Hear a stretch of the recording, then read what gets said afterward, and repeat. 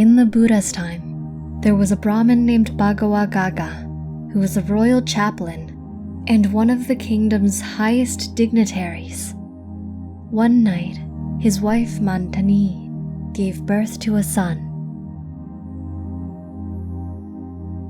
However, that night was not a normal night. All weapons and armor in the city of Savatthi began to sparkle and glow red. The stars in the night sky aligned themselves in a strange pattern. That night, as King Pasenadi of Kosala was lying in his bed, all of the weapons in his room began to glow. Terrified, the king cried out. Bhagawa, the king's trusted advisor, rushed to his liege's side. "My lord, are you all right? What is wrong? I heard a loud noise and came running." "Bhagawa, my weapons are glowing. What does this mean?" "My lord, it's happening all over the city. The stars outside have formed what wise men are calling the Robber's Constellation. They say that anyone born on this night will grow up to be a violent criminal and commit heinous crimes." "Is that so? This is horrible.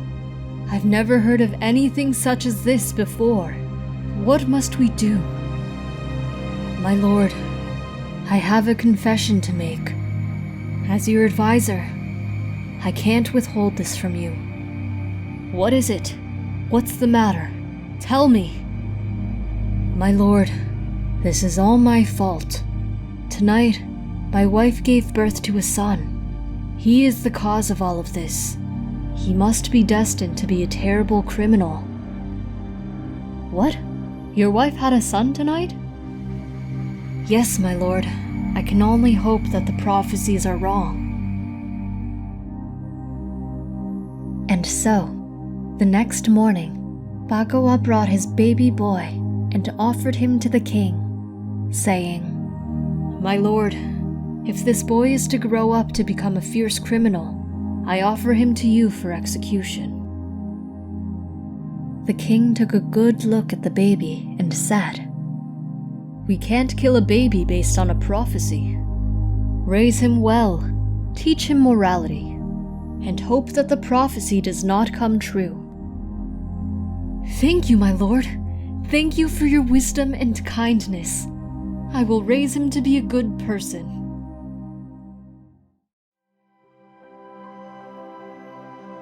And so, the baby boy was named Ahingsaka, which means he who causes no harm to others.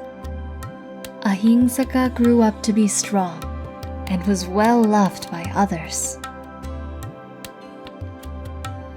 He focused on his studies, prayed to the gods, and was kind to animals. Ahingsaka was physically superior to all of his peers. He could run faster than any of them without becoming tired. He was much stronger than any of his fellow students.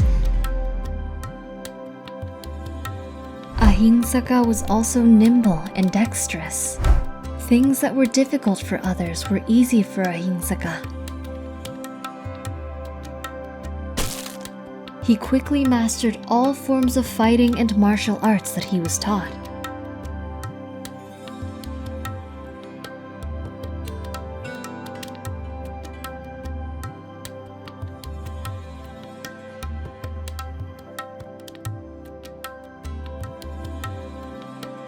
Ahingsaka was the most favored student of the school's famous teacher. While many students were in awe of Ahingsaka, many others were envious of him. Ahingsaka easily beat his opponents in physical combat. His physical skill clearly surpassed others. His strength was unmatched, His proficiency with weapons was unmatched. Ahingsaka trained himself mentally as well. He practiced humility and spent much of his time caring for his teacher. This only made the teacher like him more. All of the jealous students came together. They devised a plan to take care of Ahingsaka for good. And so the jealous students went to the teacher. They told him that they heard rumors that Ahingsaka had plans to kill him and take over as the new teacher. The teacher brushed off these rumors. Not too long after that, another set of students sought to convince the teacher of these rumors. The teacher brushed these rumors off as well, but began to wonder if there was any truth in them. A third set of students came to report that they too heard these disturbing rumors. The teacher tried to brush them off, but was greatly troubled. He thought, if all these people heard the same thing, then the rumors must be true. How could so many people all believe the same thing if it were a lie? The truth is obvious. Ahingsaka worked hard so that he could kill me and take over my school. That is the only reason that makes sense. I must do something about this before it is too late. And so, the teacher summoned Ahingsaka. The teacher said, "My son, Ahingsaka, you have studied hard, trained hard, and have learned and mastered all that my school has to teach. Thank you, teacher. However, there is one more task that you must complete before I can allow you to graduate from my school." "Of course, teacher. I will do anything. Just tell me what I need to do, and it will be done." "According to the greatest scroll of our school, you must go out into the world and gather 1,000 right thumbs. Then you will gain access to an ancient technique that you can use to save lives, heal the sick, and even revive the dead." "Teacher, but in order to get those thumbs, I'd have to hurt and kill people. I can't do that." "Ah, I see that you have lied. You said you would do anything I asked, Ahingsaka. What would it matter? If you succeed, you can just revive the people you killed. I guess all the time I invested in you was a waste. It is clear that you are not ready to graduate. Think about how your parents will feel when you return home a failure." "But teacher, I would do anything else if you asked me. You surely cannot mean for me to go out into the world and harm so many people." "It is your choice, Ahingsaka. The path is in front of you. Either accept it or quit and return home a failure. It is your choice." "Teacher, you have never lied to me, nor have you ever led me astray. I will place my trust in you and do as you instruct." Ahingsaka imagined all the pain and suffering he would cause if he were to embark on this quest. But then, he thought that if he achieved his goal, he could use the knowledge and powers he gained to help many people. Reluctantly, Ahingsaka went to the weapons room and gathered the gear he needed for his quest. To the satisfaction of the jealous students, Ahingsaka bid everyone farewell and left to begin his final trial. Ahingsaka set his mind to the quest at hand. He thought, "If I'm going to do this, I will do this with all my might. I must throw every ounce of my energy and wisdom towards completing this task."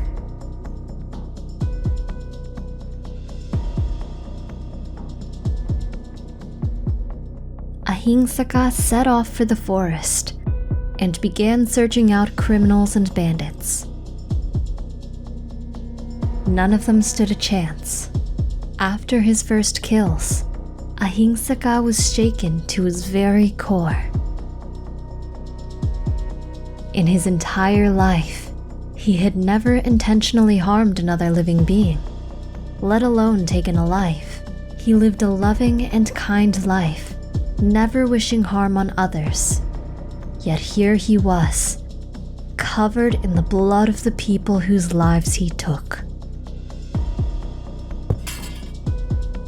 Seeing the blood on his hands, Ahingsaka had a breakdown. However, after some time, Ahingsaka meditated and regained his focus. It was now too late to turn back.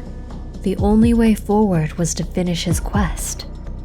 He dedicated himself to the tasks at hand and told himself that he could mourn after his mission was complete. Ahingsaka fearlessly and viciously targeted bandits, thieves, rapists, murderers, and other violent criminals. Regardless of their numbers, they did not stand a chance against Ahingsaka. Ahingsaka removed their thumbs and added them to his collection. He carried them in a bag, but the blood dripped everywhere and the rotting flesh began to smell. Ahingsaka then came up with an idea. He strung the fingers together and let the vultures and animals pick all the meat off the bones.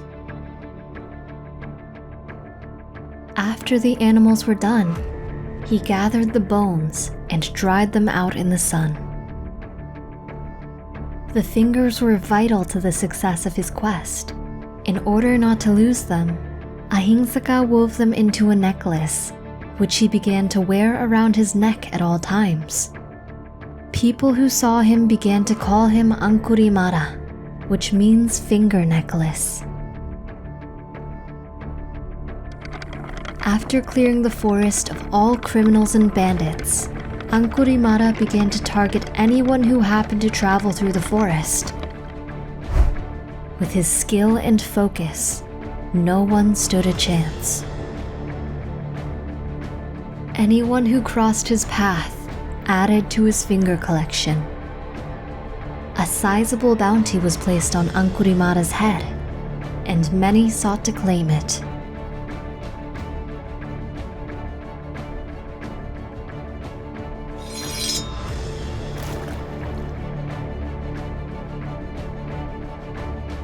However, they did not realize that in doing so, they would be contributing to Ankurimara's necklace.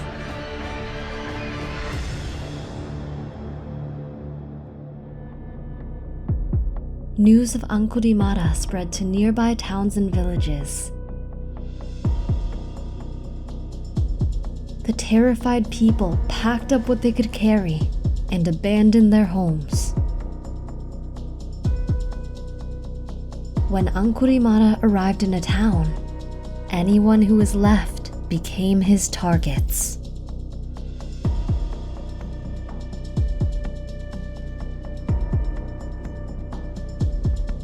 Ankurimara wiped out many villages and towns in this manner.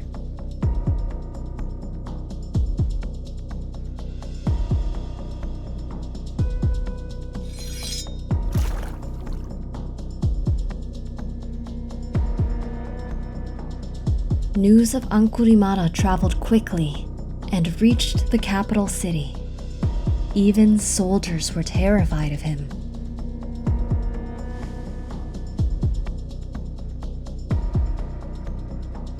Rumors of the vicious murders began to spread.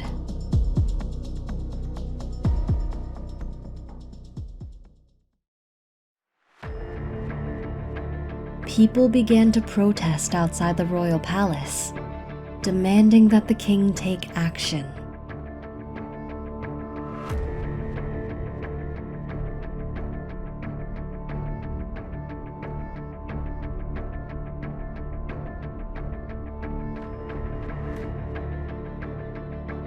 King Pasenadi called his trusted advisor Pakoa and asked him to order the troops to capture this vicious bandit known as Ankurimara. Both the king and Pakoa were not sure that they could capture this prolific killer.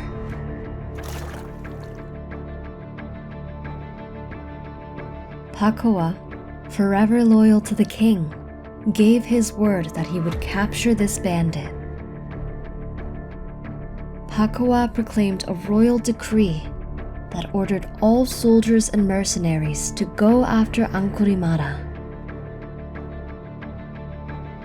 When Mantani, his wife, heard the decree, her motherly instincts kicked in. She knew that this murderer named Ankurimara was none other than her son. She said, "My husband, I sense that this Ankurimara is our son Ahingsaka. You can't send the soldiers after him. He is our son."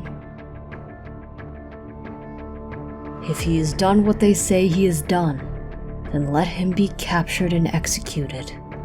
He is no son of mine." "No, don't say that.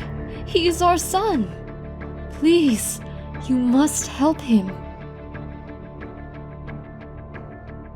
After her pleas fell on deaf ears, Mantani, Ahingsaka's mother, put on a disguise.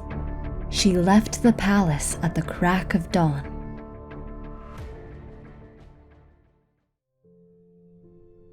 On that very same morning, as he did every morning, the Buddha extended his divine eye to survey the entire world, looking for one who was ready and suitable to receive his divine help.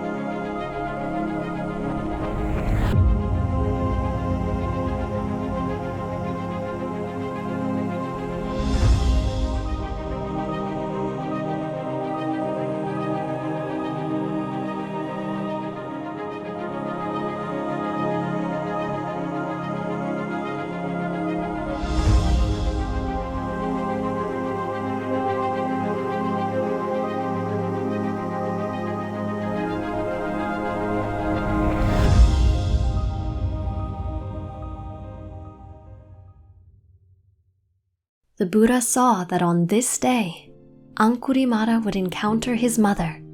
Until this moment, Ankurimara had cultivated enough paramitas to be able to become enlightened in this life. However, if Ankurimara were to kill his mother, he would have committed one of the 5 Anantarika Kamas, heinous actions that block any chance of enlightenment in this life, and lead to an immediate rebirth in hell. The 5 Anantarika Kamas include intentionally killing one's mother, intentionally killing one's father, killing an Arahant, causing a schism within the Sangha, the community of monks and nuns, shedding the blood of a Buddha. If Ankurimara were to commit an Anantarika Kama, the magnitude of this Kama would prevent him from attaining any stage of enlightenment in that lifetime. After his death, he would be reborn in Avici Niraya, the lowest level of hell. There, he would spend countless lifetimes enduring unspeakable torment and pain. Each time he died in hell, he would be reincarnated back in the same place and forced to go through the torment and suffering again. The Buddha, in his infinite compassion for the suffering of lost souls, walked to the location where Ankurimara was about to meet his mother.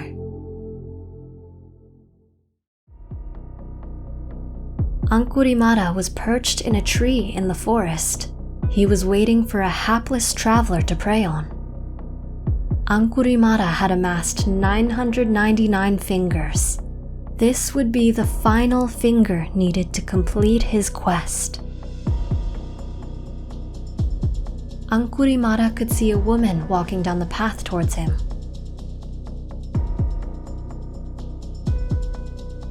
Ankurimara's mother, Mantani, shook with fear as she walked in the quiet forest.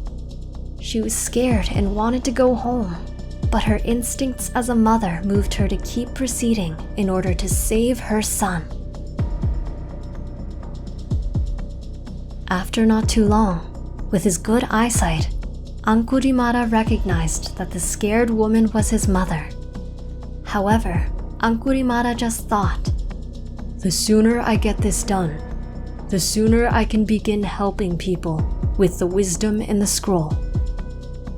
If my mother must supply the 1,000th finger, then so be it. I can just revive her after I complete the quest." However, Ankurimara noticed another person on the path walking towards him. It was a monk. Given the choice between killing his mother or the monk, Ankurimara easily chose the monk. Little did he know that the monk he chose as his target was not any regular monk, but the Lord Buddha himself. Ankurimara leapt down from his hiding spot, expecting to cleave his target in one strike. However, something strange happened.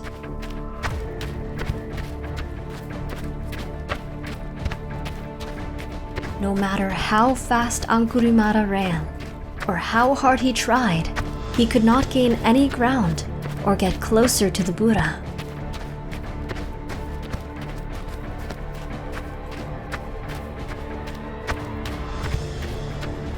In fact, the faster he ran, the greater the distance seemed to grow between them.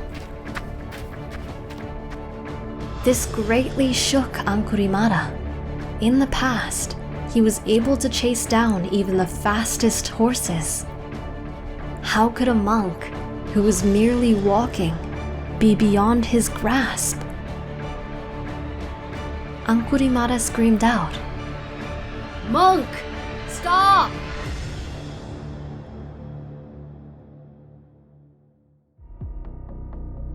The Buddha, without stopping, said, "Ankurimara, I have stopped. It is you who has not stopped." Ankurimara yelled out, "Monk, it is wrong for you to lie so blatantly. Anyone can see that you are walking, and therefore have not stopped. I am standing here. Obviously, I have stopped. How could you lie so shamelessly? It is not befitting of a monk." The Buddha then said, "Ankurimara, I have stopped. I have stopped harming others. I have stopped all my desires. I have stopped all my attachments. Therefore, I have stopped creating karma. Therefore, I have stopped all future rebirths. You, however, have not stopped.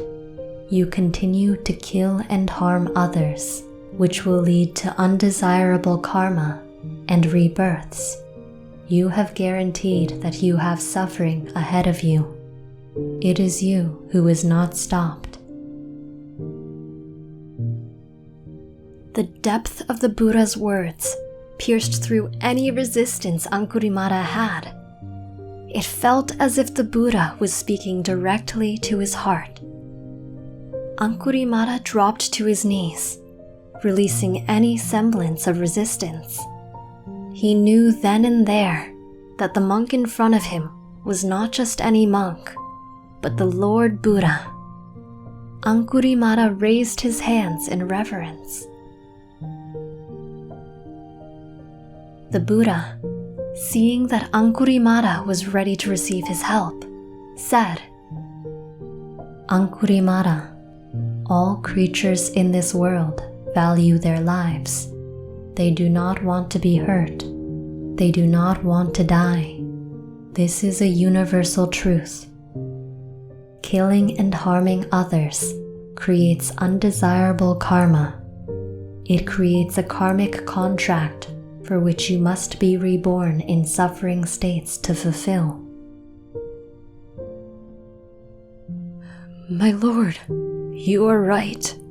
I was foolish to think that I could kill people in order to help them. My actions have only caused pain and suffering for others and for myself. I see the error of my ways. I repent, my lord. I repent. Please guide me. Please teach me. Please be my refuge out of the darkness.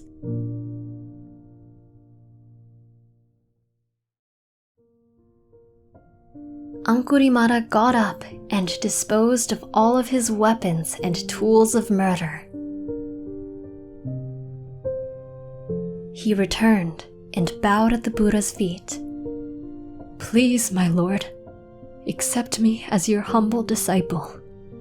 Guide me towards the path that you have gracefully walked, so that I may follow in your footsteps.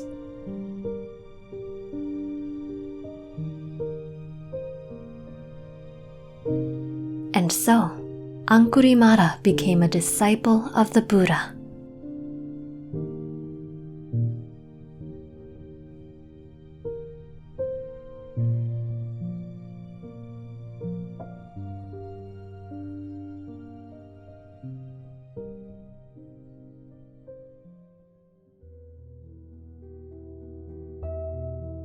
Soon, Angurimala the mass murderer ordained as a monk under the Buddha.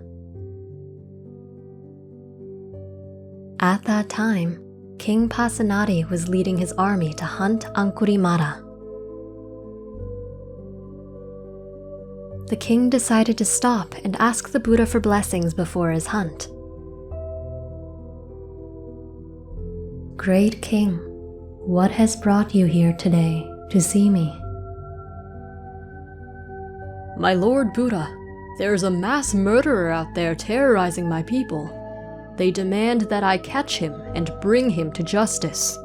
However, he's a vicious and powerful opponent. I fear that I will fail. I've come to request your blessing and advice. Great King of Men, if you were to see the murderer that you seek, Angurimala, as a monk, and knew that he had renounced all violence and evil, what would you do? Venerable Buddha, if that were to be true, I would pay my respects to him, give him food to eat, offer him a saffron robe, and care for him for as long as he remained a monk in your order. That is what I would do. Great King, search no further. Look over there. There is the Angurimala that you seek.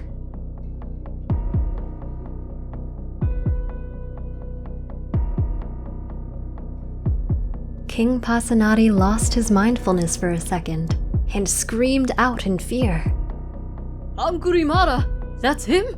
Angurimala?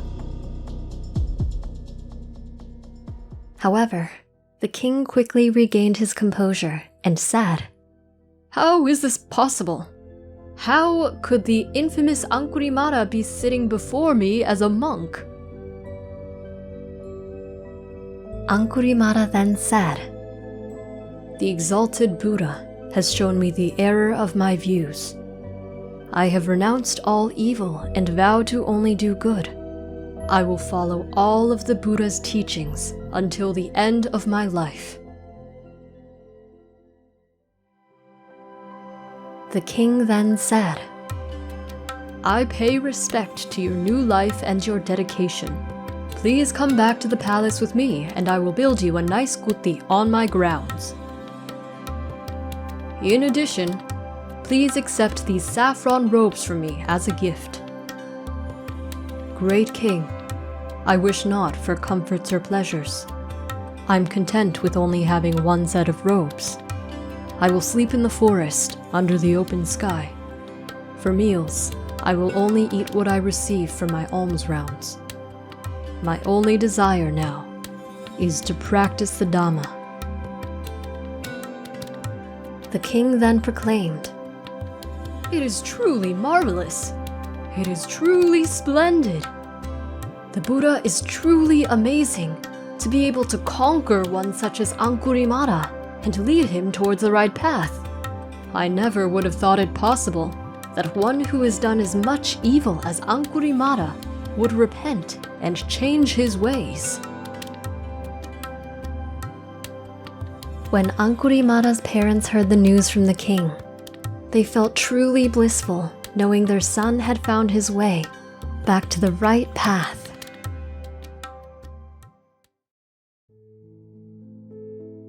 Angulimala's new life as a monk was not easy.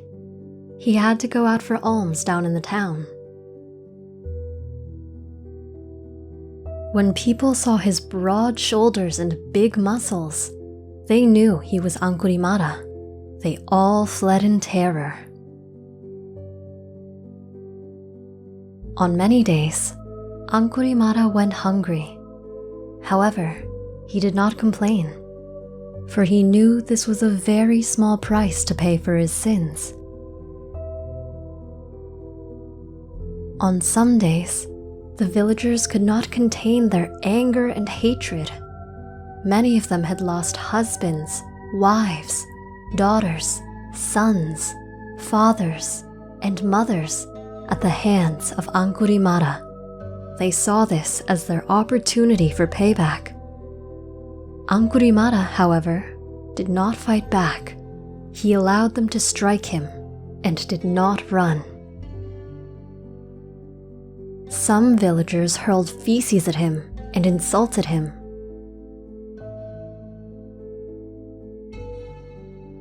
Some put feces into his bowl. Some people broke his bowl.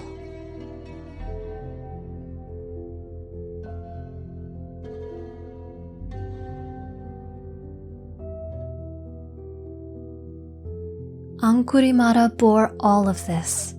He never spoke out. He never fought back or ran away.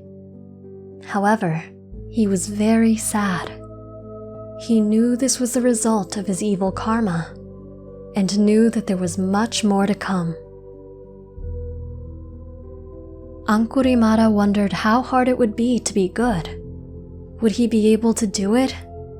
Would he be able to succeed in staying on the righteous path? Would people allow him to continue on this path? Would they try to stand in his way? A multitude of doubts and despair filled his mind. Angulimala wiped away the negative thoughts with his wisdom and determination. He thought, I've done evil, and the results have been set into motion. My task is not to wallow in fear or despair, but instead to move forward and use the rest of my life to pursue enlightenment. I will use my past as motivation to never backslide or give up. Every hit I take, every punishment I endure, I will see as a means of paying back the debts that I owe. I will harbor no ill will or hatred toward anyone, for that will only prolong my suffering. I will not concern myself with what might happen or what could happen. I will only concern myself with thinking good thoughts that lead to enlightenment, speaking only good words that do not harm, and doing good actions that will lead to my enlightenment. I will not give up. I will not slow down, and I will not stop. I must succeed.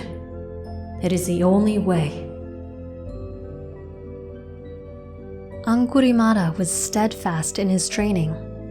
He upheld the Dhutanga practices, which included only wearing robes made from discarded cloth and not accepting ready-made robes from householders, only eating food collected on bintabat, or alms rounds, and not accepting food in a vihara or by invitation to a layman's house, and living under a tree without the shelter of a roof.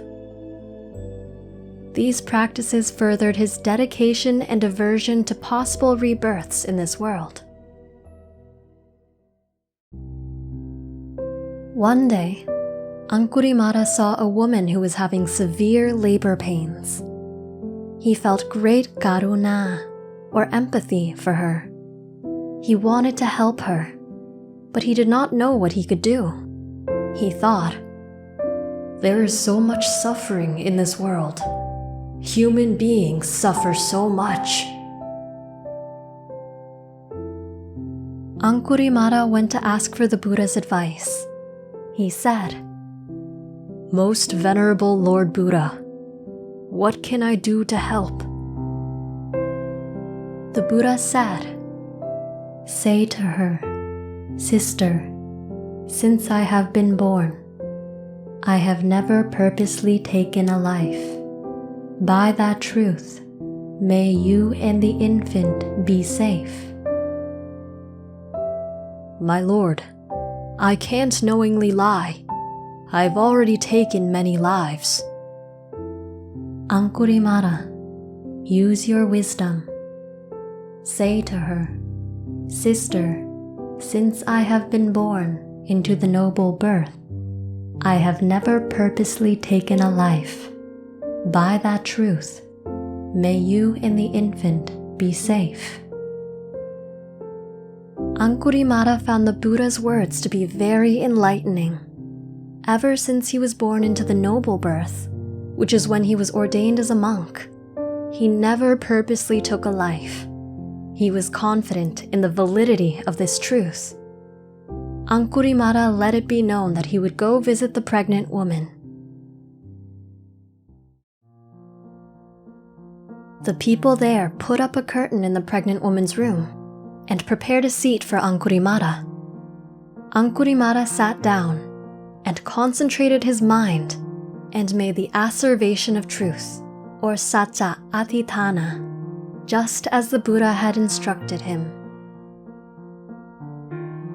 Surprisingly, after Angulimala made his asseveration of truth, the baby was born easily and the mother felt no pain. All the women were astounded. This monk, by his asseveration of truth, had caused a difficult labor to be safe and easy. The grateful mother spread the word, and many other pregnant women requested Angulimala's help. In many cases, when angry and vengeful people came after Angulimala, the women who received help from Angulimala intervened on his behalf. They spoke of his good actions and asked that they hold their judgment and anger until they had helped the other pregnant women.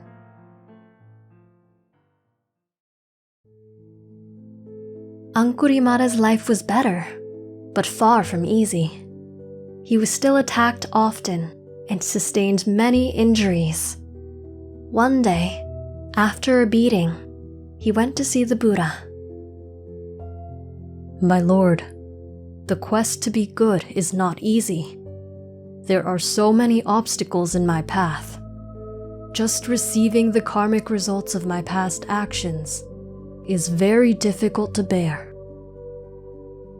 Angulimala, bear it, bear it.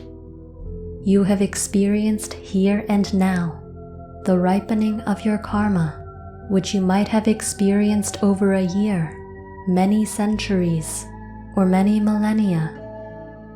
When one strives for final liberation in a lifetime, past karma usually ripens quicker in this lifetime. Bear it, for we have already created the causes. Therefore, the results are unavoidable. Use the time you have left in this life to achieve full liberation. Do not focus on that which is unavoidable, for that would waste your time. Focus on what you can achieve, and go forth with all your might and achieve it. Angulimala allowed the Buddha's words to imprint into his mind. He thought about how all beings that cause harm and suffering to other beings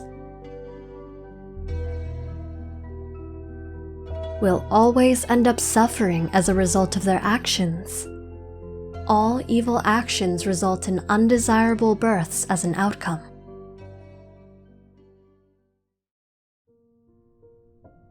Angulimala contemplated the suffering that is inherent to life. When compared to all the suffering living beings are subjected to, what happiness is worth it? How much happiness would we need to experience to make the multitudes of suffering we experience worth it? What in life is worth the pain of death? Nothing in life is permanent.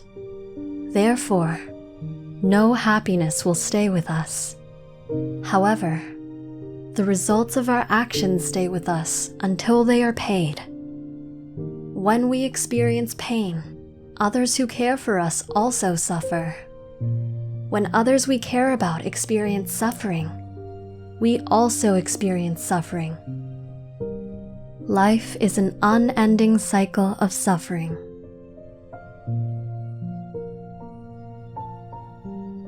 Angulimala recalled all of the experiences of his life. He reflected upon all the suffering he caused, all the suffering he experienced, and all the suffering he was to endure. His mind, after being shown countless traumatic experiences of suffering, released all attachments. Once his mind released all attachments, nothing could convince him to be reborn ever again in any realm, causing him to attain full enlightenment as a liberated one, an Arahant.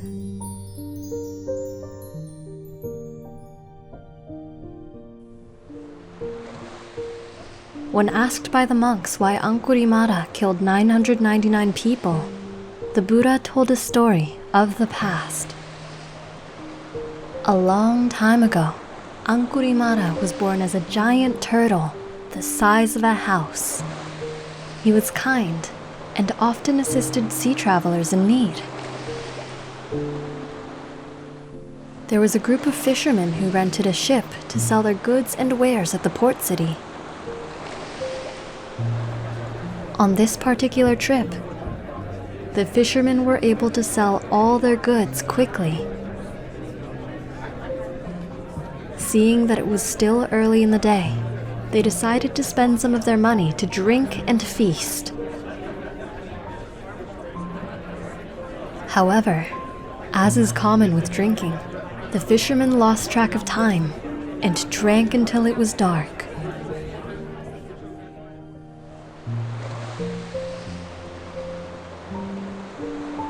They did not get back to the sea until the sun started to set.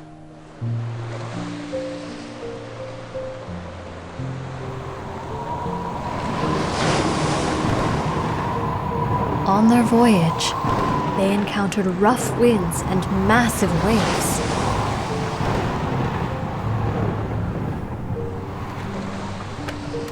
Eventually, the ship was destroyed, and the fishermen were left clutching floating debris to survive. Off in the distance, the stranded fishermen saw a gigantic turtle the size of a house. They waved and yelled for the turtle to come and save them. The turtle saw the stranded humans and felt compassion for them. Though he could tell that they had been drinking and did not trust them, his compassion overcame his reservations, and he decided to help them. The turtle said, "Fishermen, I see that you are in need of help. I can provide that help. But I've heard of the wickedness and violence of man. How can I be assured of my safety if I save you? Great Turtle, fear not. We are loving husbands and fathers who just wish to return home to our wives and children. If we perish, who will feed them? Who will protect them? Think of the women. Think of the children, Great Turtle. I am thinking of your wives and children, but you must first swear that no harm will befall me if I save you.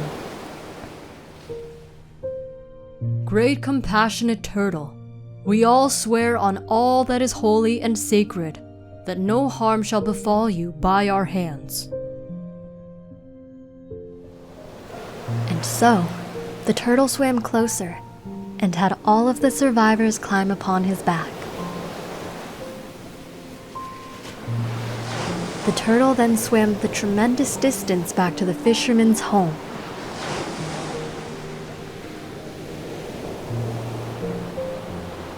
When they got home, the giant turtle parked himself on the beach so that the fisherman could disembark. Now that they no longer feared for their survival, the fishermen thought about the goods they had lost, and how this trip was a net loss for them. They no longer saw the turtle as their savior, but as a valuable commodity from which they could profit. Giant turtles were considered sacred animals due to their long lives, and their meat was in high demand. People believed that if one ate the meat of a giant turtle, they would be rewarded with a long life. All the fishermen and villagers agreed that this was an opportunity that should not be wasted. But out of the entire village, there was a young girl who knew in her heart that this was wrong. This turtle had saved her people and did not deserve what they were planning. She felt pity for the turtle, but did not know what to do.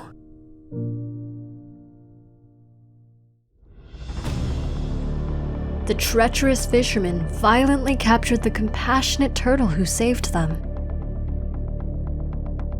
They tied ropes around his body and head. The entire village worked together to capture the giant turtle. Then, forgetting their gratitude, they viciously murdered the giant turtle. The giant turtle died in agony and felt the sting of betrayal overwhelm his heart. The fishermen held a grand feast to celebrate their massive haul. The turtle's body would feed their village for many months, and the turtle's meat would fetch a hefty price. The fishermen barbecued some of the turtle's meat for the feast. The only person who did not eat the meat was a little girl who felt sorry for the kind turtle.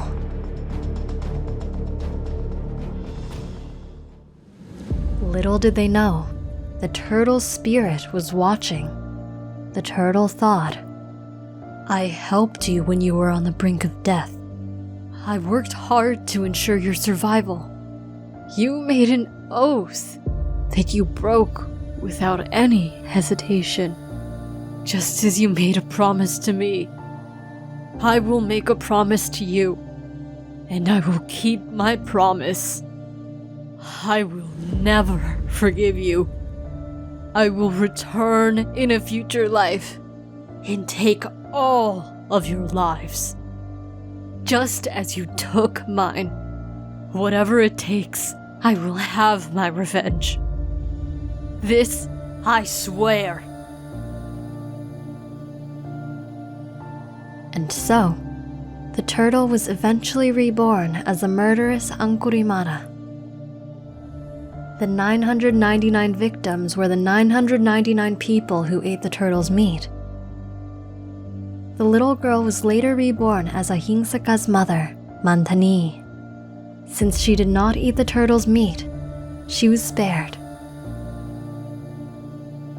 What did you learn from this story?